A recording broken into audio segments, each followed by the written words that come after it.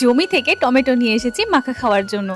শীতের বিকেলে টমেটো মাখা আমার তো ভীষণ ভালো লাগে, তাই 3-4টে টমেটো নিয়ে আসলাম মাখা খাওয়ার জন্য। তো এর সাথে দিয়েছি কুল, যাতে স্পাইসি আরও বেশি হয়। দেরি না করে মাকে দিয়ে দিয়েছি টমেটো কাটার জন্য। কদিন আগে কুল মেখেছিলাম, তোমরা সেই ভিডিওতে আমাকে অনেক ভালোবাসা দিয়েছো, তাই আজকে টমেটো মাখলাম। দেখো কি ভালো লাগছে, তাই না? আমার তো আবার জিভে জল চলে আসছে এই ভিডিওটা দেখে।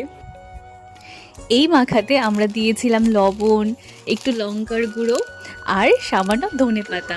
আর এই কুলগুলো যে দেখছো, এটিও আমাদের গাছের কুল। শীতের বিকেলে এমন মাঝে মধ্যে মাখা কিন্তু খাওয়াই যায়, আমার তো ভীষণ ভালো লাগে। আর তোমরা অবশ্য কমেন্টে জানিও কিন্তু তোমাদের এই মাখাগুলো কেমন লাগে। এখানে আমাদের গল্প করতে করতে কুল মাখা, টমেটো মাখা কমপ্লিট। অসাধারণ বন্ধুরা, অসাধারণ। দারুণ হয়েছে, দারুণ।